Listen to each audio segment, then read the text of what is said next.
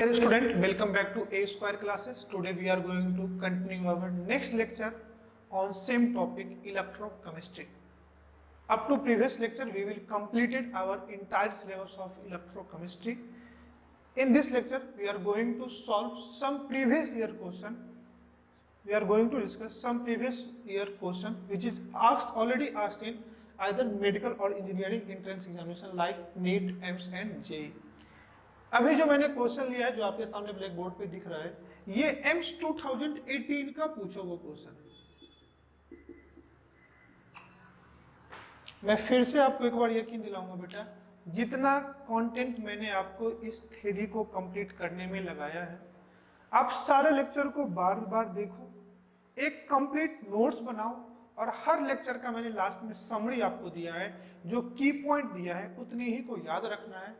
कई क्वेश्चन हम लोग ऑलरेडी थ्योरी पोर्शन में कर चुके हैं, फिर भी मैं for your satisfaction, for your confidence level, मैं चाहता हूं कुछ क्वेश्चन में प्रीवियस ईयर के कराओ ताकि तुमको लगे कि सर ने जो थ्योरी कंप्लीट किया है, अब तो सारा थ्योरी कंप्लीट हो चुका है, तो अब क्वेश्चन को कैसे अप्रोच करना है, क्वेश्चन का लैंग्वेज किधर क्या इशारा कर रहा है, क्या गिवन है और पूछ क्या रहा है, इतने ही जितना हम लोग पढ़े उसी नॉलेज के साथ आइए इस क्वेश्चन को सॉल्व करते हैं और बड़े आराम से क्वेश्चन सॉल्व हो। क्वेश्चन कह रहा है 0.1 molar solution is present in a conductivity cell. कोई भी एक इलेक्ट्रोलाइटिक सॉल्यूशन है जिसका कंसंट्रेशन आपको दिया हुआ बेटा, ये 0.1 molar, that is your concentration. तो कंसंट्रेशन की वैल्यू स्क्वायर ब्रैकेट्स लिख देता हूं, तो ये 0.1 मोलर दिया हुआ है। Is present in a conductivity cell with electrode of 100 centimetre square area. जो कंडक्टिविटी सेल में इलेक्ट्रोड है उसका एरिया दिया हुआ, area is equal to 100 centimetre square and placed 1 centimetre apart. तो दोनों इलेक्ट्रोड के बीच का जो डिस्टेंस है L जिसको बोलते हैं, ये 1 सेंटीमीटर है। रेसिस्टेंस ऑब्जर्व इज, इस कंडक्टिविटी सेल का जो रेसिस्टेंस R है ये 5 × 10⁻³ ओम रेसिस्टेंस है। तो कह रहा है what is the molar conductivity of this solution. आपको मोलर कंडक्टिविटी लैम्डा m इस सॉल्यूशन का निकालना है और according to formula molar conductivity का हम फॉर्मूला लिखे तो ये आ जाएगा बेटा 1000 × K/C। यू नो 1000 आपको पता ही है, कांस्टेंट है, कॉन्सेंट्रेशन 0.1 मोलर दिया ही है, आपको निकालना क्या पड़ेगा इस फॉर्मूले को पुट करने के लिए, कंडक्टिविटी। अब कंडक्टिविटी देखो क्या था, कंडक्टिविटी था conductance of all the ion present in per ml of solution. और कंडक्टिविटी में देखो मैंने आपको एक काफी खूबसूरत सा रिलेशन बताया था, कहा था K = C × G, cell constant के रिस्पेक्ट में, और सेल तो इसी को बोलते हैं conductivity is equal to conductance into cell constant. Cell constant क्या था, तो it is the ratio of gap between the electrode upon area of electrode. तो conductivity K is equal to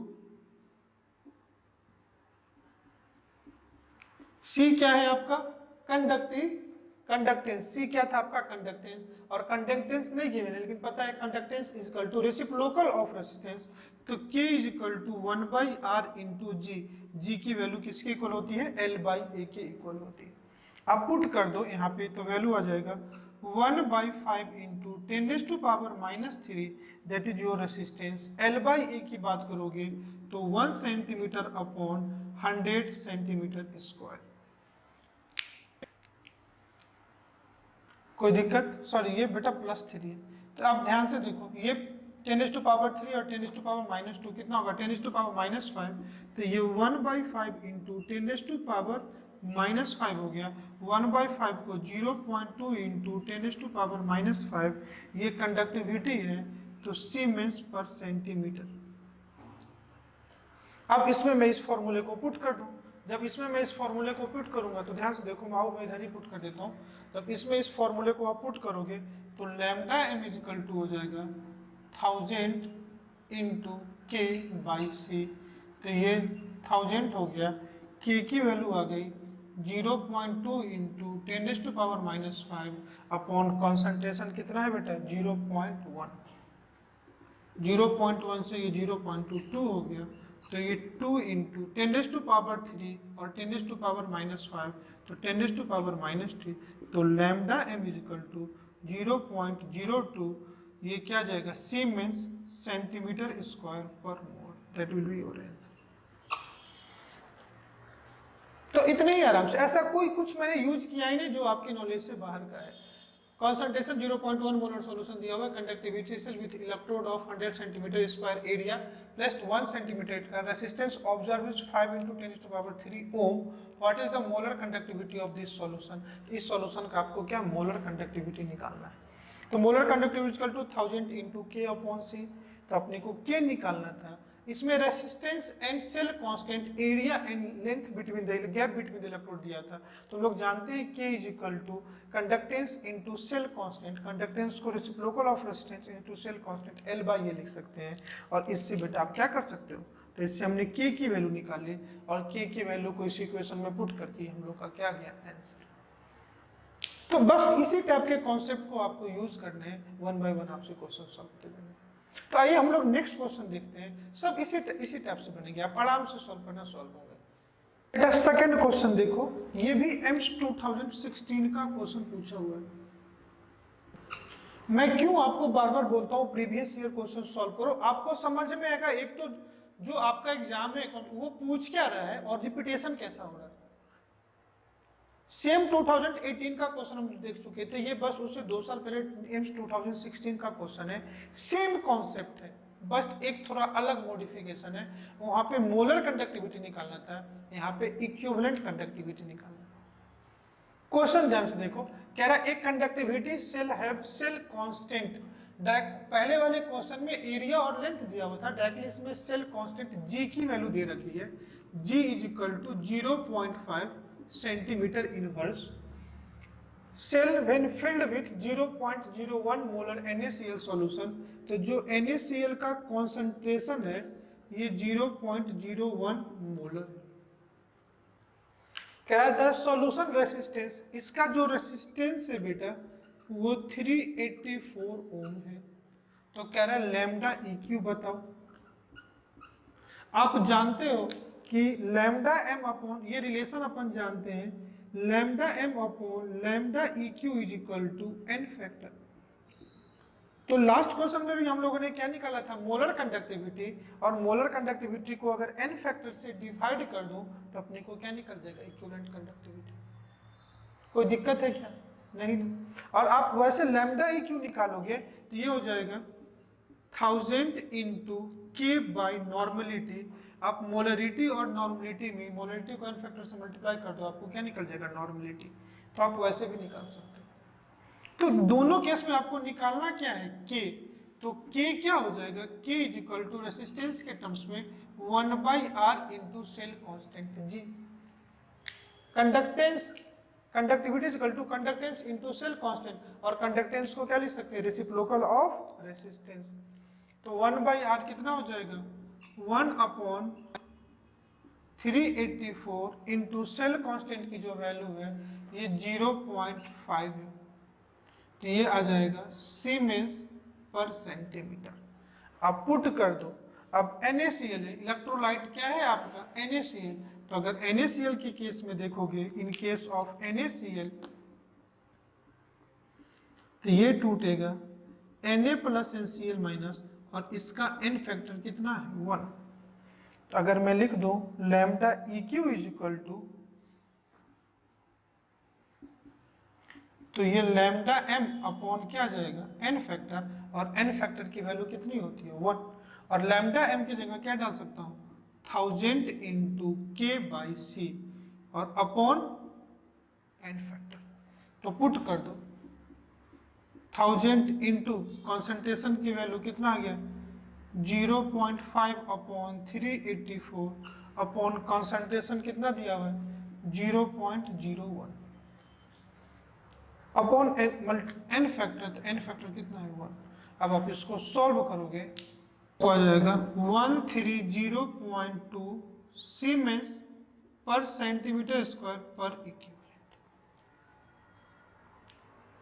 बस यही डिफरेंस था, इसलिए मैं बार बार आपको बच्चों बोलता हूँ आप प्रीवियस ईयर क्वेश्चन सॉल्व करो, जो पढ़े उसी पे बेस्ट आपको क्या मिलेंगे, क्वेश्चन मिलेंगे। पहले वाले क्वेश्चन में सेल कांस्टेंट की वैल्यू ना दे करके जी की ना दे करके एल और ए दिया हुआ था, पूछा था लैम्डा, इस केस में जी दे करके आपसे पूछ दिया equivalent conductivity.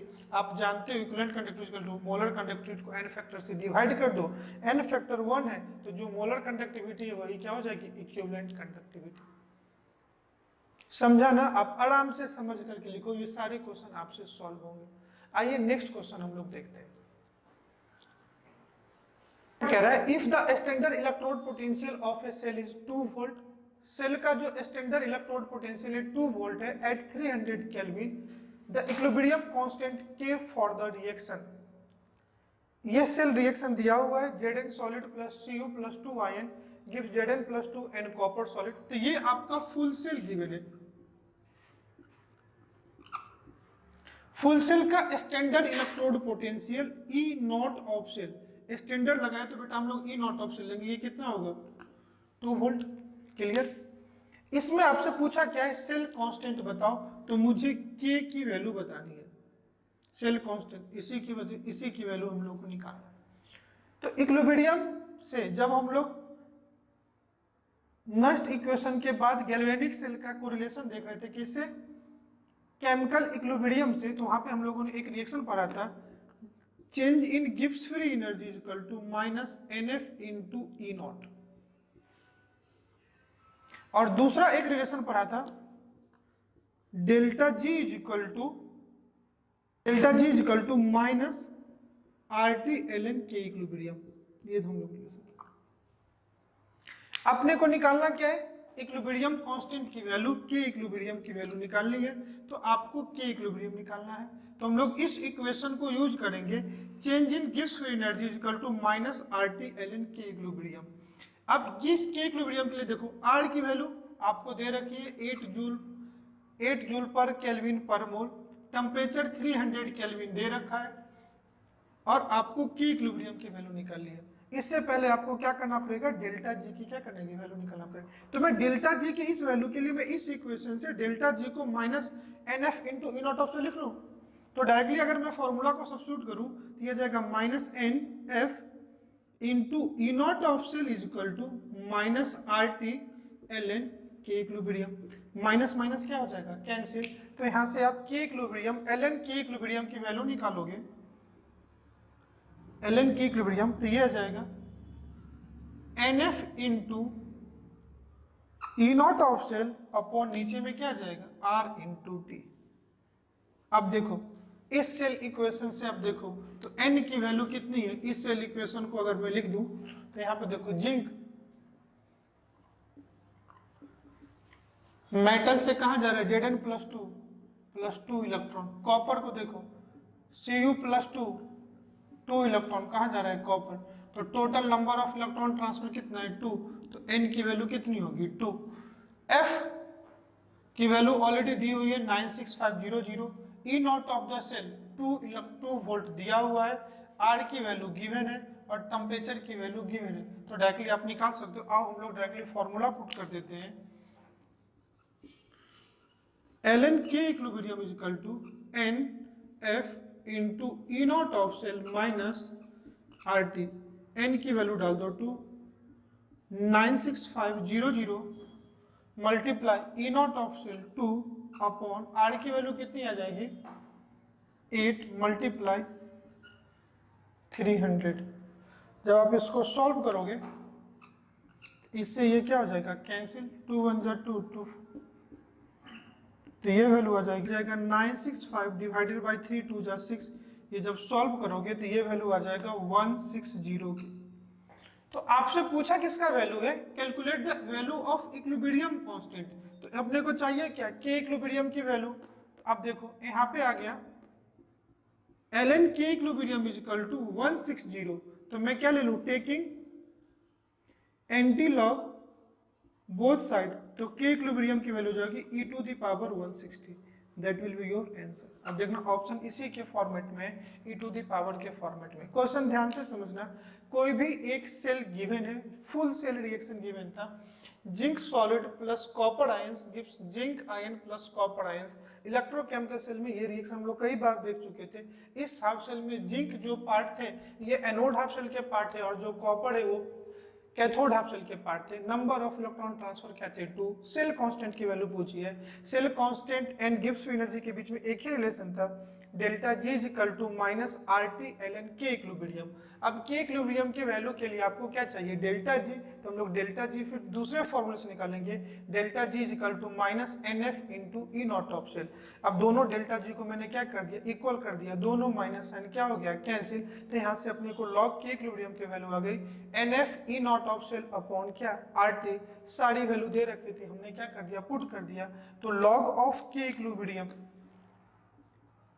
L N K equilibrium की वैल्यू कितनी आ गई 160। तो के इक्विलिब्रियम की वैल्यू कितनी होगी e to the power 160। I hope दोनों क्वेश्चन आपको काफी अच्छे से समझ में होंगे।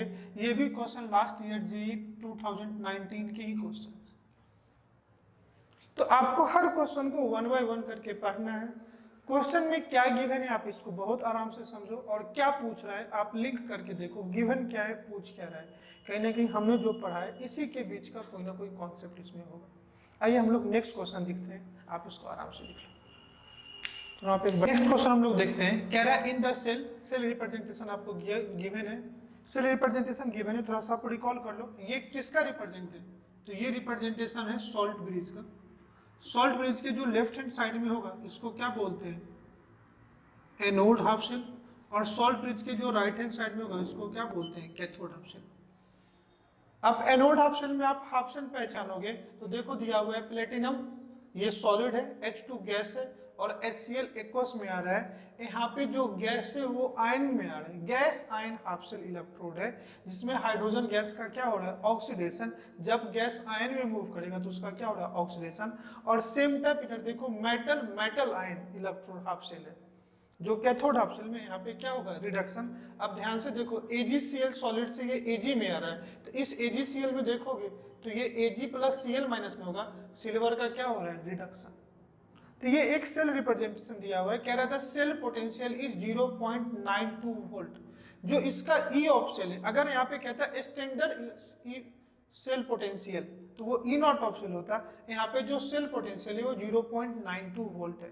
तो कह रहा when 0.6 मोलर HCl कंसंट्रेशन, जो H प्लस का आयन है वो 0.6 मोलर HCl सॉल्यूशन है। तो कह रहा है standard electrode potential of silver बताओ, AgCl टू AgCl माइनस बताओ।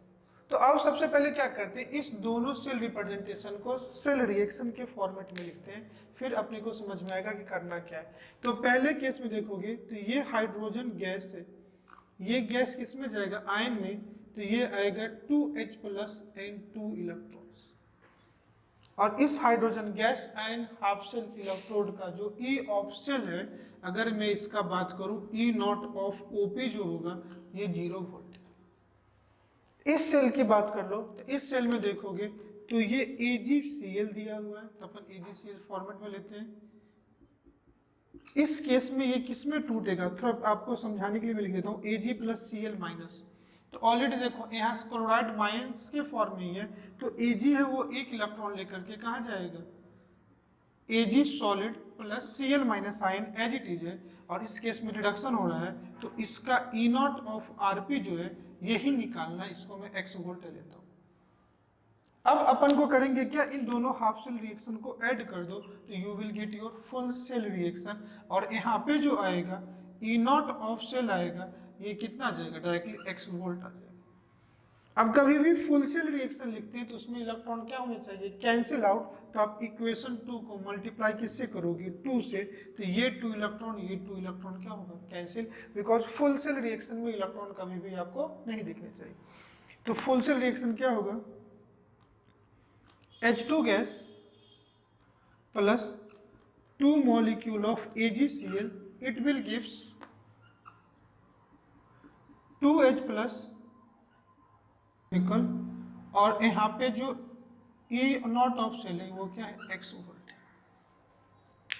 तो अगर मुझे x की वैल्यू निकाल दो तो यही ई नॉट ऑफ क्या होगा आरपी जो आपसे पूछा है। अब अपन क्या करेंगे, apply Nernst equation. Nernst equation क्या है, E of cell is equal to E naught of cell minus 0.059 by N log concentration of product upon concentration of reactant. अब आ जाओ एक एक आयन को इस नस्ट इक्वेशन में क्या कर देते हैं, पुट कर देते हैं। आप अगर इस नस्ट इक्वेशन में पुट करोगे तो यही ई ऑफ सेल आपको कितना दिया हुआ है 0.92 volt is equal to E naught of cell, directly ये x वोल्ट के बराबर हो जाएगा जो अपने को कैलकुलेट करना है, माइनस 0.059 को अप्रोक्सीमेट में 0.06 ले लेता हूँ, 0.06 अपॉन n की वैल्यू 2 लॉग प्रोडक्ट साइड देखो ये सॉलिड है तो इसका एक्टिव मास कितना 1, यहाँ पे H प्लस आयन है और क्लोराइड आयन है, तो अपने को किसका कंसंट्रेशन को कंसीडर करना पड़ेगा, आयन के कंसंट्रेशन को। एंड रिएक्टेंट साइड में H2 गैस है, तो गैस है तो इसका partial pressure 1 bar, and AgCl solid है तो इसका भी एक्टिव मास कितना हो जाएगा 1, तो इसका एक्टिव मास 1 होगा एंड इसका एक्टिव मास 1 होगा। तो अगर यहाँ पे लिखोगे तो ये आ जाएगा concentration of H plus square मतलब concentration of chloride ion square upon partial pressure of H2। कोई दिक्कत, यहाँ पे H प्लस NCl माइनस का कॉन्सेंट्रेशन कैसे निकालेंगे, तो यहाँ पे दिया हुआ है 10⁻⁻⁶ मोलर HCl। HCl क्या है, स्ट्रॉन्ग इलेक्ट्रोलाइट है, तो ये टूटेगा H प्लस NCl माइनस में। तो अगर ये इसके 10⁻⁻⁶ मोलर है तो बाद में ये 10⁻⁻⁶ और ये भी कितना हो जाएगा 10⁻⁻�6, तो 0.92 is equal to x minus 0.06 divided by 2 log 10⁻⁻�6 का स्क्वायर मल्टीप्लाई 10⁻⁻6 का square upon partial pressure 1 atmosphere है। जब आप इसको सॉल्व करोगे तो यह आ जाएगा 0.92 is equal to x multiply 0.03 multiply ये आ जाएगा लॉग 10⁻⁻24, तो ये -24 लॉग a to the power x is equal to क्या होता है x लॉग a, तो -24 यहाँ मल्टीप्लाई हो जाएगा, तो अब मैं मिटा देता हूँ इसको, 0.92 is equal to x minus 0.03 multiply -24। जब आप इसको सॉल्व करोगे तो 0.92 is equal to x plus 0.72, तो x is equal to 0.92 minus 0.72, ये 0.02 के वैल्यू वोल्ट के बराबर आ जाएगा। और यही x की जो वैल्यू सॉरी 0.02 वोल्ट के बराबर आ जाएगा। तो ये जो x की वैल्यू है यही क्या है, इसका रिडक्शन पोटेंशियल, क्योंकि यहाँ पे ई नॉट ऑफ सेल क्या होगा, ई नॉट ऑफ, अगर आप फॉर्मूले से देखोगे तो यहाँ पे जो ई नॉट ऑफ सेल है ये E naught of OP plus E naught of RP, तो ई नॉट ऑफ ओपी 0 है, तो जो ई नॉट ऑफ सेल है वो ई नॉट ऑफ आरपी के बराबर होगा, तो answer will be your 0.2 volt. एक बार क्वेश्चन फिर से समझ लो, एक सेल रिप्रेजेंटेशन है, anode half cell gas ion hydrogen ion electrode है, इधर सिल्वर आयन इलेक्ट्रोड है, ई ऑफ सेल इसमें गिवन है, तो कह रहा है ई नॉट ऑफ आरपी बताओ, आयन का कॉन्सेंट्रेशन गिवन। आई होप ये आपको काफी अच्छे से समझ में आया होगा। आप आराम से 1 बाय 1 स्टेप आप खुद से समझ करके लिखो, आपको खुद में एक वे मिलेगा कि क्वेश्चन को अपन सॉल्व कैसे कर रहे हैं। कोई दिक्कत, तो अगर ये आपको समझ में आ गया तो आप इसको लिखिए। आइए हम लोग नेक्स्ट क्वेश्चन देखते हैं। देखो बेटा नेक्स्ट क्वेश्चन कह रहा है लैम्डा एम इंफिनिटी, इसी को क्या बोलते हैं, लिमिटिंग मोलर कंडक्टिविटी, या इसी को बोलते हैं molar conductivity at infinite dilution. तो limiting molar conductivity of NaCl, HCl और Na क्लियर है, are 126.4, 425.9 and 100.5 siemens centimetre square पर मोल। यूनिट से भी पता चला होगा कि आपको लिमिटिंग मोलर कंडक्टिविटी गिवन है respectively. If conductivity of 0.01 molar HA is, तो आपको कंडक्टिविटी दिया हुआ है किसका, अगर मैं इसके सॉल्यूशन की बात करूं तो कॉन्सेंट्रेशन ऑफ इलेक्ट्रोलाइट H कितना है 0.001 और इसकी क्या दी हुई है कंडक्टिविटी, या वैसे भी देख लो सीमेंस पर सेंटीमीटर, तो ये कंडक्टिविटी की वैल्यू है 5 × 10⁻⁻5 सीमेंस पर सेंटीमीटर। तो आपसे पूछा है degree of dissociation alpha is equal to formula होता है lambda M upon lambda M infinity, जो आपको निकालना है। तो आपको एक लैम्डा एम निकालना पड़ेगा, दूसरा लैम्डा एम इन्फिनिटी निकालना पड़ेगा। इन दोनों के हेल्प से अगर मैं मोलर कंडक्टिविटी लैम्डा एम निकालूं तो ये हो जाएगा 1000 × K/C।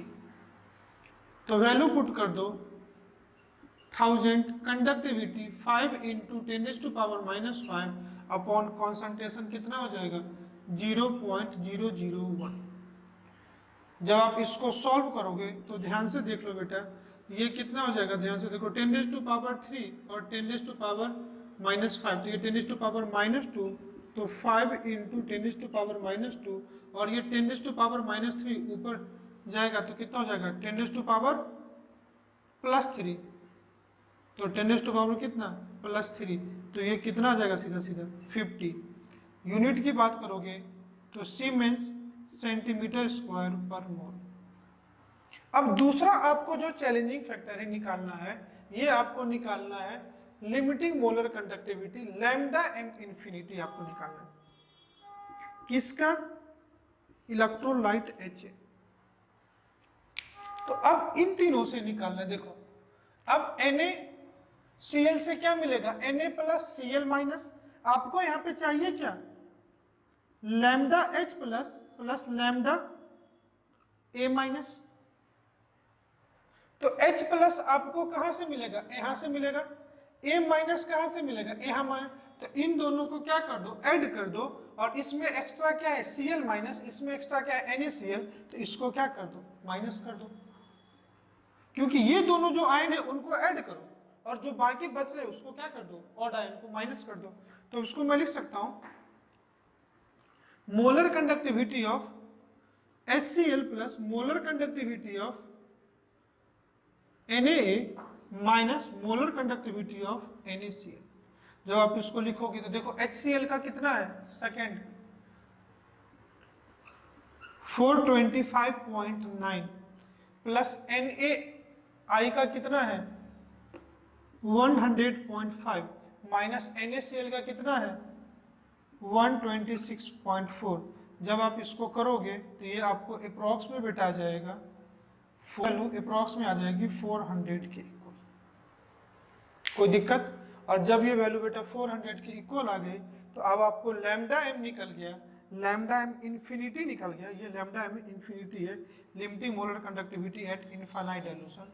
तो आपको क्या चाहिए अल्फा, तो alpha is equal to lambda M upon lambda M infinity 50/400, तो 0.125, that is your degree of dissociation. हम लोग कोलरॉस लॉ के एप्लीकेशन में पढ़ चुके थे। 3 इलेक्ट्रोलाइट का लिमिटिंग मोलर कंडक्टिविटी आपको दिया हुआ है NaCl, HCl और NaA, जिसमें से आपको चाहिए क्या Ha का चाहिए, तो H का सोर्स ये है, A का सोर्स ये है, तो जिनका जो आयन का सोर्स है इन दोनों को ऐड कर दो, इसके साथ क्या आ जाएगा Cl- इसके साथ क्या आ जाएगा Na+, तो molar conductivity of chloride ion और सोडियम आयन को माइनस करना पड़ेगा, उन दोनों का सोर्स क्या है NaCl। तो इससे मैंने क्या निकाल लिया limiting molar conductivity of electrolyte Ha। और मोलर कंडक्टिविटी कैसे निकाल लिया 1000 × K/C से। तो आप लैम्डा एम और लैम्डा एम इन्फिनिटी दोनों निकाल लिए, तो इससे आप क्या निकाल सकते हो डिग्री ऑफ डिसोसिएशन।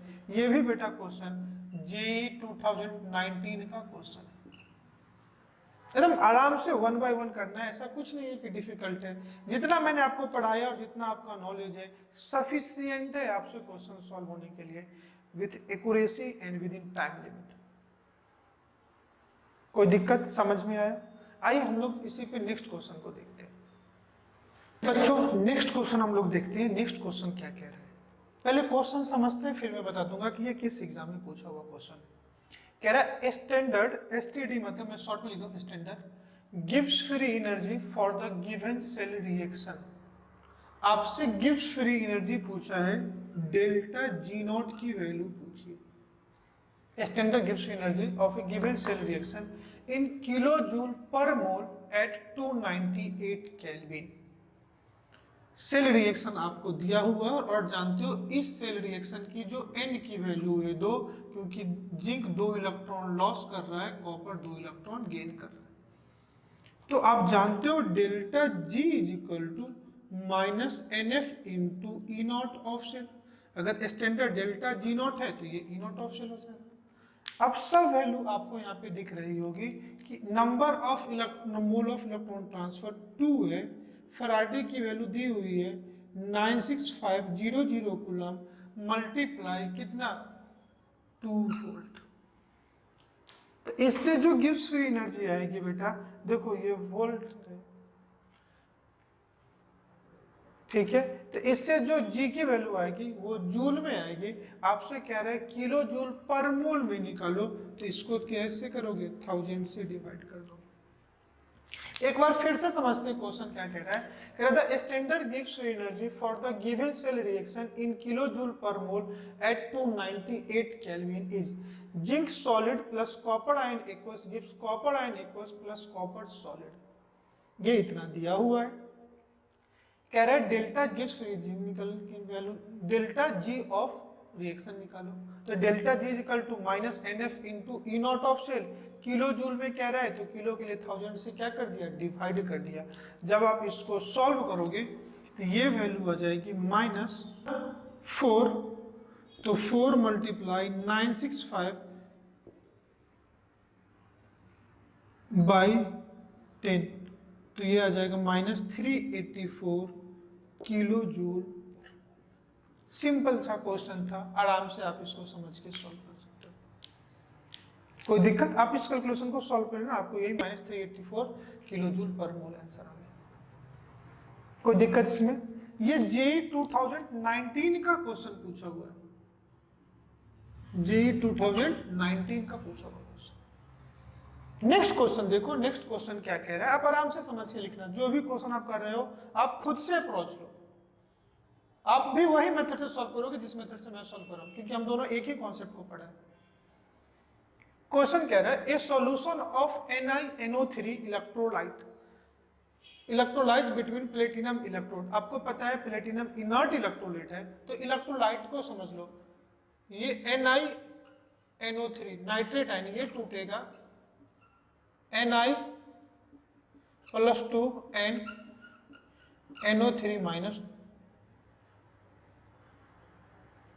NiNO3 ये बेटा होल 2, ठीक है, तो ये 2NO3 माइनस में टूटेगा। तो क्वेश्चन में आपको कह रहा है यूजिंग 0.1 फराडे ऑफ इलेक्ट्रिसिटी, तो नंबर ऑफ फराडे दिया हुआ है 0.1 फराडे। तो कह रहा है how many moles of nickel. कभी आपसे वेट पूछ लेता था, इस बार पूछा है कितने मोल्स ऑफ निकेल। कैटायन है तो ऑब्वियसली कहां जाएंगे बेटा, कैथोड पे, तो ये कैटायन कहां जाएंगे, एज ए कैथोड प्रोडक्ट, और ये क्या है एनआईएस कहां जाएंगे, एनोड प्रोडक्ट। कोई दिक्कत? तो पूछा है कितने मोल्स ऑफ जाएंगे, तो सिंपल इलेक्ट्रोलिसिस फराडे का लॉ लगा दो, number of Faraday is equal to number of equivalent of nickel deposited at cathode. पूछा क्या है आपसे, मोल, तो नंबर ऑफ इक्विवेलेंट को आप लिख सकते हो number of mole of nickel ion multiply their N factor, और आयन का जो चार्ज है बेटा वही उसका क्या है, एन फैक्टर होता है। तो नंबर ऑफ फराडे डाल दो, कितना 0.1 फराडे, तो 0.1 is equal to number of mole of nickel ion Ni+2 multiply N factor कितना 2, तो नंबर ऑफ मोल्स कितना 0.1 डिवाइडेड बाई 2, तो ये 0.05, that will be your answer. आप बताओ ना, एक भी क्वेश्चन डिफिकल्ट है क्या? ऐसा कुछ है कि हम लोगों ने कुछ और पढ़ा है, क्वेश्चन कुछ और आया है? बस यही कि आप प्रैक्टिस में रहो, आप प्रैक्टिस करो। पता है ये क्वेश्चन कब का पूछा हुआ है, सेम मैं सारे क्वेश्चन अभी आपको रिसेंटली क्वेश्चन का जेई 2019 का क्वेश्चन है, आप जाके चेक कर लो, गूगल पे कर लो, चेक कर लो। आपके अंदर सब कुछ है, आप प्रॉपर नोट्स बनाओ, हर क्वेश्चन सॉल्व करो, आपसे सारे क्वेश्चन सॉल्व हो। आइए मैं नेक्स्ट क्वेश्चन कराता हूँ, जेई के ही क्वेश्चन है। आपको कॉन्सेप्ट को मुझे क्या करना है, आपके बिल्डअप करना है। आप जानते सब कुछ हो, वन बाय वन हम लोग उस क्वेश्चन को सॉल्व करना है। ओके, जो हम लोग नेक्स्ट क्वेश्चन देखते हैं, कह रहा है decreasing order of electrical conductivity of the following aqueous solution is. Theoretical question है, आराम से देखना। हम लोग को क्या देखना है, कंडक्टिविटी निकालना है। आपको पता है कंडक्टिविटी किसको बोलते हैं, अब तो याद भी हो गया। कंडक्टिविटी होता है के conductivity of all the ion present in per ml of solution, that is called conductivity। और कंडक्टिविटी में हम देखो, मैंने कहा था फैक्टर कौन कौन सा, मतलब किसी भी डाइल्यूट और कॉन्सेंट्रेटेड सॉल्यूशन के लिए कंडक्टिविटी पे क्या फर्क पड़ेगा। For strong electrolyte and for weak electrolyte, दोनों के केस में हमने पढ़ा था। और in case of weak electrolyte dilute करने पे कंडक्टिविटी क्या हो रही थी, बढ़ रही थी, क्योंकि बिकॉज ऑन डाइल्यूशन उसका डिग्री ऑफ डिसोसिएशन क्या होगा, बढ़ेगा। और डिग्री ऑफ डिसोसिएशन अगर बढ़ रहा है वीक इलेक्ट्रोलाइट का, तो नंबर ऑफ आयन पर ml ऑफ सॉल्यूशन बढ़ेगा, तो कंडक्टिविटी क्या होगा, बढ़ेगा। तो कंडक्टिविटी की बात करूं तो कंडक्टिविटी को डिफाइन करते हैं number, conductivity of all the ion present in per ml of solution. और पर ml सॉल्यूशन में अगर नंबर ऑफ आयन बढ़ेंगे तो कंडक्टिविटी क्या होगी, बढ़ेगी। तो conductivity is directly proportional to number of ions present in per ml of solution. ये जानते हो, conductivity is directly proportional number of ion present in per ml of solution. अगर बढ़ेगा तो उसका कंडक्टिविटी क्या होगा, बढ़ेगा। ध्यान से देखना, ये फॉर्मिक एसिड है, फॉर्मिक एसिड बोलते हैं जिसको ए से रिप्रेजेंट करते हैं। मैं यहाँ लिख देता हूँ HCOOH। एसिटिक एसिड होता है CH3COOH एंड बेंजोइक एसिड ये होता है, this is your benzene ring. अब थोड़ा बहुत ऑर्गेनिक का नॉलेज होगा तो बढ़ेगा। सारे के सारे वीक एसिड है, सारे के सारे क्या है, वीक एसिड है। और फॉर वीक इलेक्ट्रोलाइट, जो conductivity directly proportional to their degree of dissociation, जो वीक इलेक्ट्रोलाइट ज्यादा डिसोसिएट करेगा उसकी कंडक्टिविटी क्या होगी, ज्यादा होगी। तो ध्यान से देखना, जो एसिटिक एसिड है HC डबल बॉन्ड OH, ये टूटेगा H plus N C double bond O minus में, CH3 C double bond OH टूटेगा CH3 C double bond O minus N H plus में। चलो इसको इधर लिख लो, H plus N C double bond O minus. और दूसरा ये जो बेंजोइक एसिड है ये टूटेगा H प्लस N। अगर एसिड है तो ये इसका क्या होगा, conjugate base. And higher the stability of conjugate base, higher the stability of conjugate base, more will be its acidic strength. तो जिस केस में कंजुगेट बेस की स्टेबिलिटी ज्यादा होगी उस केस में उसका एसिडिक स्ट्रेंथ क्या होगा, सबसे ज्यादा होगा। और जो अच्छा ज्यादा आयोनाइज करेगा उसकी कंडक्टिविटी क्या होगा, ज्यादा होगा। डिक्रीजिंग ऑर्डर में कह रहा है तो सबसे अच्छा आयोनाइज ये करेगा फॉर्मिक एसिड, तो सबसे ज्यादा कंडक्टिविटी किसका होगा, ए का।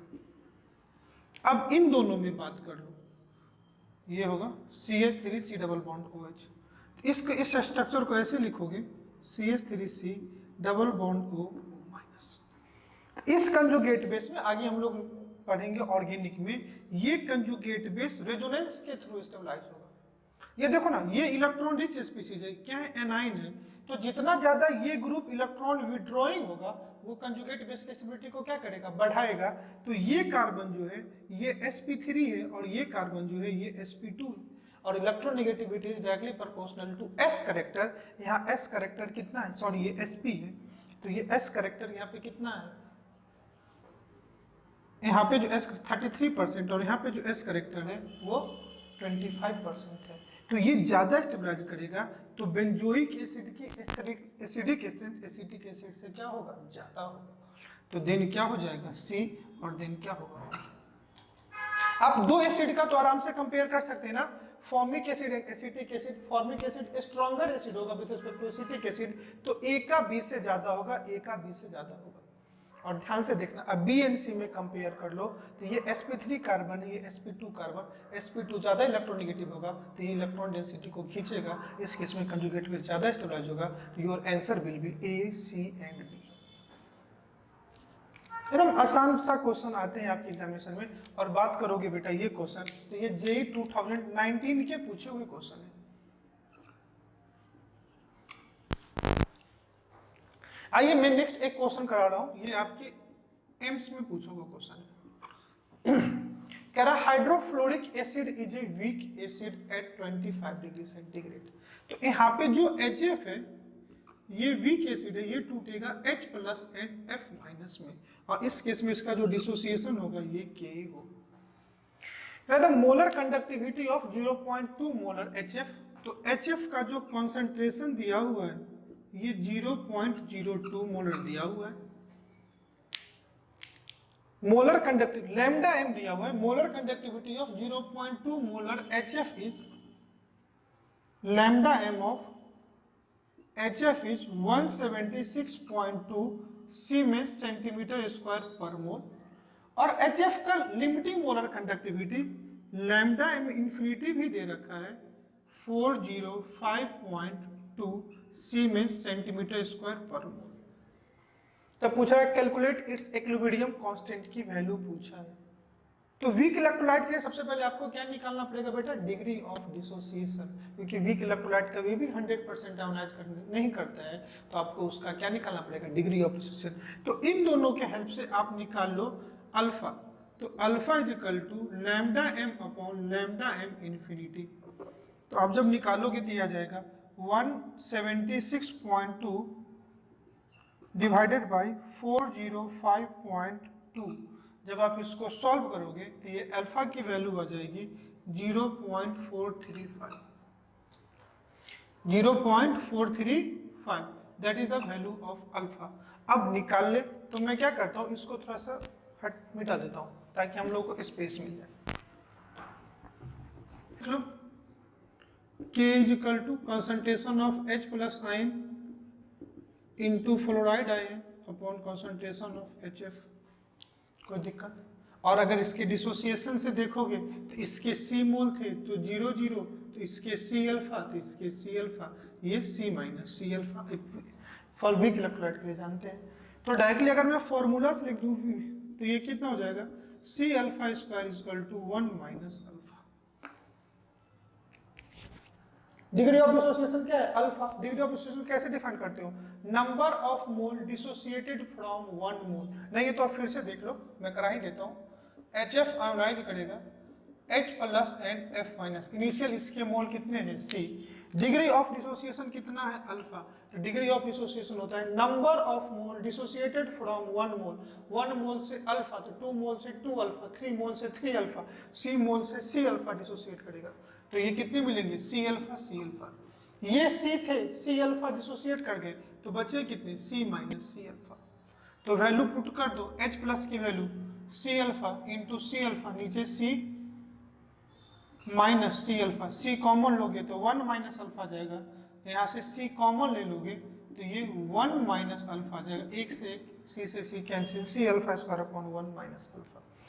C की वैल्यू दे रखी है, कॉन्सेंट्रेशन कितना दिया हुआ है, कॉन्सेंट्रेशन 0.02 मल्टीप्लाई अल्फा 0.435 का स्क्वायर अपॉन 1 माइनस 0.435। अब देखो अब क्या आ गया, कैलकुलेशन आ गया। जब आप इसको सॉल्व करोगे तो ये value K is equal to आ जाएगा 6.7 into 10⁻⁻⁴, that will be your degree of dissociation. ऐसा नहीं है कि आपको कभी भी कॉन्सेप्ट को रिलेट कराए जा सकते हैं इक्विलिब्रियम के केमिकल इक्विलिब्रियम के इलेक्ट्रोकेमिस्ट्री से, क्योंकि यहाँ भी इलेक्ट्रोलाइट आते हैं, वहाँ भी इलेक्ट्रोलाइट था। अगर वीक इलेक्ट्रोलाइट आया तो उसके डिसोसिएशन वगैरह को कंपेयर करना हो सकता है। समझ में आया ये? तो आप आराम से लिखो, लैम्डा एम दिया हुआ था, लैम्डा एन इन्फिनिटी भी गिवन था, तो हमने डिग्री ऑफ डिसोसिएशन निकाल लिया। कॉन्सेंट्रेशन गिवन है तो K is equal to C alpha square upon 1 minus alpha, हमने के की वैल्यू निकाल लिया। कुछ भी डिफिकल्ट नहीं है, आप आराम से सॉल्व करो, आराम से सॉल्व होगा। आइए हम लोग नेक्स्ट क्वेश्चन देखते हैं। बच्चे हम लोग नेक्स्ट क्वेश्चन को देखते हैं। प्रीवियस ईयर का ही पूछा हुआ क्वेश्चन है। अगर मैं पहले क्वेश्चन बताऊं तो ये जे 2019 का क्वेश्चन है। जे 19 मतलब जे 2019 का क्वेश्चन। क्वेश्चन कह रहा है the anodic half cell of lead acid battery is recharge during electricity of 0.05 faraday. कोई भी एक लेड एसिड का बैटरी है जिसको आप रिचार्ज कर रहे हो, और जब भी बैटरी को चार्ज करोगे तो इलेक्ट्रिसिटी पास क्या करोगे, पास कराओगे। तो कह रहा है कितना amount of lead sulphate electrolysed होगा इन ग्राम ड्यूरिंग इलेक्ट्रोलिसिस।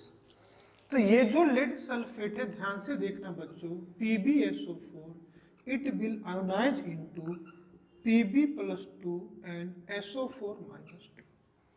जो कैटाइन है वो कैथोड पे जाएंगे, तो इसका जब इलेक्ट्रोलिसिस होगा तो ये कैथोड प्रोडक्ट पे जाएंगे, इसका इलेक्ट्रोलिसिस होगा तो ये एनोड पे एज एनोड प्रोडक्ट मिलेंगे, और दोनों के वेट को मिला दो तो आपको मिलेंगे टोटल कितना ग्राम इलेक्ट्रोलिसिस हुआ। तो या तो कैटाइन और एनाइन प्रोडक्ट को अलग अलग निकाल दो या डायरेक्टली सॉल्ट पे लगा दो। इलेक्ट्रोलिसिस होगा तो हमेशा फराडे का ही रूल लगेगा। क्या था फराडे का rule? Number of Faraday is equal to number of equivalent of substance which will electrolyze। कोई दिक्कत? तो इस सब्सटेंस को देखोगे तो फराडे कितना है, 0.05 फराडे। आपसे पूछा है कितना वेट, तो number of equivalent equal to क्या होगा, वेट बाय इक्विवेलेंट वेट। तो ऊपर में वेट जो इलेक्ट्रोलाइज होगा, नीचे में इक्विवेलेंट वेट। और आप जानते हो लेड सल्फेट का अगर मैं इक्विवेलेंट वेट निकालूं तो ये molecular weight upon n factor होगा। और एन फैक्टर किसी सॉल्ट का कैसे निकालते हो, तो उसमें प्रेजेंट टोटल कैटाइनिक चार्ज या टोटल एनाइनिक चार्ज निकाल लो। तो कैटाइनिक चार्ज देखोगे तो +2 है, या टोटल एनाइनिक चार्ज देखोगे तो भी कितना है, +2। तो इसका एन फैक्टर कितना होगा बेटा, 2। मॉलिक्यूलर वेट 303 दिया हुआ है, तो 303 divided by 2, that is your equivalent EQ weight. Put कर दो तो ये आ जाएगा 0.05 is equal to weight upon 303 by 2। तो weight is equal to 0.05 multiply 303 divided by 2। आप इसको सॉल्व करके लिखोगे, that will be your answer. इसको सॉल्व करके लिख दो तो ये आ जाएगा 7.56 ग्राम, और ऑप्शन में 7.6 ग्राम था, that will be your answer. तो आप आराम से सॉल्व कर सकते हो कि इस सब्सटेंस का जब इलेक्ट्रोलिसिस हुआ तो कितना वेट आपको इलेक्ट्रोलाइज्ड हुआ। ऐसा कुछ है जो आपको समझ में नहीं, आप आराम से बताओ तो। सिंपल फराडे था, number of equivalent equal to number of faraday. या तो आप एनोड कैथोड के दोनों के वेट को निकाल को ऐड करो तो भी आएगा, डायरेक्टली मैंने सॉल्ट पे लगा दिया तो भी आंसर आ रहा है। क्लियर है ना? तो आप इसको लिख लो, फिर आज की क्लास का हम लोग लास्ट क्वेश्चन देखते हैं। ओके, आप लिख लो इसको, फिर आगे देखते हैं। देखते हैं क्वेश्चन कह रहा है calculate the standard cell potential. Cell potential को इलेक्ट्रोड पोटेंशियल भी बोलते हैं। In volt of the cell which of the following reaction take place. इस रिएक्शन के लिए आपको सेल पोटेंशियल निकालना है in terms of x, y and z। पहले इस रिएक्शन के लिए निकालना है ना, तो इस रिएक्शन में पहले देखो ना, ये एक कंप्लीट सेल रिएक्शन है, तो पहले इसको anode and cathode half cell reaction में पहचान लो कि किसका ऑक्सीडेशन एंड किसका रिडक्शन। तो आप देखोगे Fe+2 से Fe+3 में जा रहा है, तो Fe का क्या हो रहा है, ऑक्सीडेशन। क्लियर है ना? तो देखो Fe+2 से जा रहा है Fe+3 एंड एक इलेक्ट्रॉन निकल रहा है।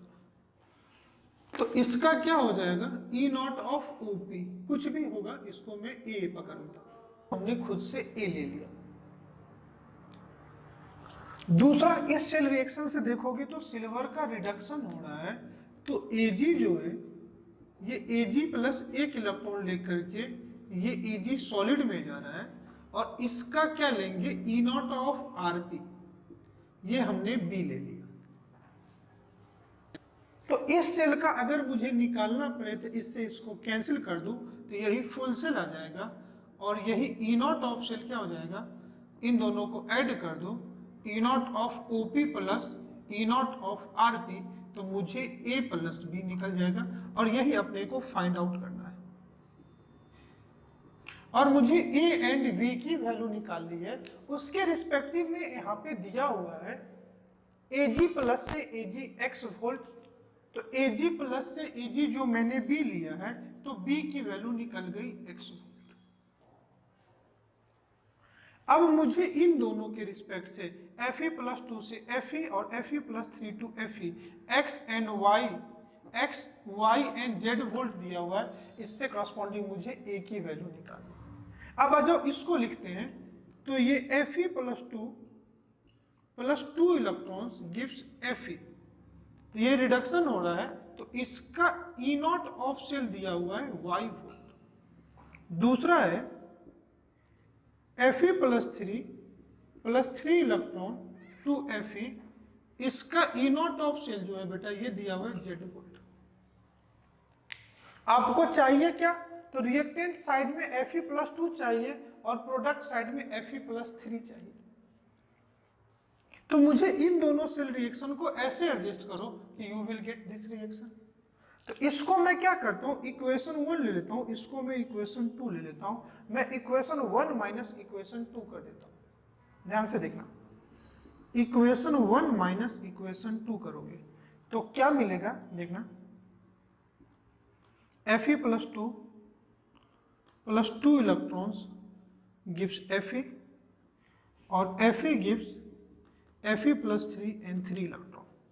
ये इक्वेशन एज इट इज है, तो इसका जो ई ऑफ सेल है ये y वोल्ट ही होगा, और इस रिएक्शन को मैंने उल्टा कर दिया, देखो Fe प्लस 3 इलेक्ट्रॉन Fe, यहाँ Fe गिव्स Fe प्लस 3, तो इसका जो ई ऑफ सेल है ये माइनस ऑफ z वोल्ट होगा। इन दोनों को आप ऐड कर दो बेटा, जब इन दोनों को ऐड करोगे तो देखो इधर 2 इलेक्ट्रॉन इधर 3 इलेक्ट्रॉन, तो एक इलेक्ट्रॉन बच ही जाएगा, Fe कैंसिल, तो ये आपको मिला Fe plus 2 gives Fe plus 3 plus electron, तो इसका जो ई ऑफ सेल होगा ये y माइनस z होगा। क्या ये सही होगा, तो आप कहोगे सर आपने ही सिखाया था, ये कभी भी सही नहीं होगा, बिकॉज हम लोग ये ऑफ सेल को तभी ऐड कर सकते जब इलेक्ट्रॉन कैंसिल आउट हो। तो अगर इलेक्ट्रॉन कैंसिल आउट नहीं होगा तो आप डायरेक्टली इलेक्ट्रोड पोटेंशियल को ऐड और सब्ट्रैक्ट नहीं कर सकते, आपको करस्पॉन्डिंग उसका गिब्स फ्री एनर्जी निकालना पड़ेगा। क्या निकालना पड़ेगा, Gibbs free energy. Cell reaction तो आपको मिल रहे हैं लेकिन आप डायरेक्टली ऐड नहीं कर सकते, तो मैं क्या करता हूं, इस सेल के करस्पॉन्डिंग इसका डेल्टा G1 निकाल लेता हूं, तो delta G1 equal to minus NF into E naught, delta G is equal to ये होता है minus NF into E naught of cell, तो N कितना है 2, F लेते हो और ई नॉट कितना है Y माइनस में, इस सेल के लिए निकाल दो, तो delta G2 is equal to minus 3F into minus Z, तो ये कितना हो जाएगा प्लस 3FZ। और इस सेल का निकालना है, इस सेल का निकालना है Fe plus 2 gives Fe plus 3 plus electron, इसके ई नॉट ऑफ सेल को मैंने क्या ले लिया है A, तो इसका जो निकाल लो delta G3 equal to minus A minus N की वैल्यू कितनी है 1F इंटू A। तो अगर G1 और G2 को ऐड करोगे तो यू विल गेट G3, तो delta G3 is equal to delta G1 plus delta G2, तो डेल्टा G3 कितना minus 1F into a is equal to G1 कितना है माइनस 2FY ये प्लस 3FZ, F कैंसिल, तो minus of a is equal to ये आ गया -2y plus 3z। तो a is equal to 3z minus 2y। तो a की वैल्यू आ गई 3z माइनस 2y। अब इन दोनों सेल को ऐड कर दो a प्लस की वैल्यू, तो यहाँ पे वैल्यू आ जाएगी x plus 3z minus 2y। This will be your. एक बार फिर से समझ लो, इन दोनों सेल को ऐड करके डायरेक्टली ये सेल जो हम निकालेंगे, तो इसमें directly E naught of cell को ऐड इसलिए नहीं कर रहे हैं क्योंकि इलेक्ट्रॉन कैंसिल नहीं हो रहे हैं। यू विल डायरेक्टली ऐड और subtract E naught of cell only when electron get cancel out in full reaction. अगर नहीं है तो आपको E naught of cell corresponding G naught of cell से निकाल के लगाना पड़ेगा। तो corresponding delta G of cell से मैंने निकाल लिया, ये 3z माइनस 2y आ गया, दोनों को ऐड किए सेल का रिएक्शन निकाल। आज जितने भी क्वेश्चन किए हम लोगों ने सब उसी कॉन्सेप्ट पे किए जिस कॉन्सेप्ट पे हम लोगों ने टॉपिक को क्या किया है, कंप्लीट किया है। डिफिकल्ट कुछ भी नहीं है। इलेक्ट्रोकेमिकल सेल ऑलरेडी अच्छा आपका था, काफी क्वेश्चन भी किए थे, आज भी मैंने क्वेश्चन कराए हैं। Electrolytic cell and conductance of cell, their Kohlrausch law, फिर एप्लीकेशन, फिर conductivity of cell, both qualitative and quantitative analysis. तो आई होप आपसे अच्छे से क्वेश्चन सॉल्व होंगे। आप एडवांस के भी क्वेश्चन सॉल्व करना। नेक्स्ट लेक्चर कभी मैं लूंगा तो आपसे कुछ एडवांस की problem, subjective and multiple choice question करा दूंगा। बाकी कई सारे क्वेश्चन ऑलरेडी हम लोगों ने लेक्चर में कंप्लीट किए हैं। होप नेक्स्ट फुल्ली हम लोग नेक्स्ट लेक्चर में एक फ्रेश टॉपिक स्टार्ट करेंगे। काफी इंपॉर्टेंट टॉपिक है all competitive exam, board exam view से, that is your chemical kinetics. Hopefully lecture आपको काफी अच्छे से समझ में होगा। आप हर क्वेश्चन को अच्छे से करें, पूरा थ्योरी को अच्छे से आप नोट्स बनाएं, उस कॉन्सेप्ट को रिकॉल करें कि मैं क्या बताने की कोशिश किया हूँ, क्या कॉन्सेप्ट है, किस कॉन्सेप्ट के क्वेश्चन कैसे बनते हैं। आप इसी तरह अपनी मेहनत को कंटिन्यू करें, आप अपने हार्डवर्क, अपना जो स्टडी आवर है उसको मेंटेन रखें। Thanks for watching, have a nice day, bye bye and thank you.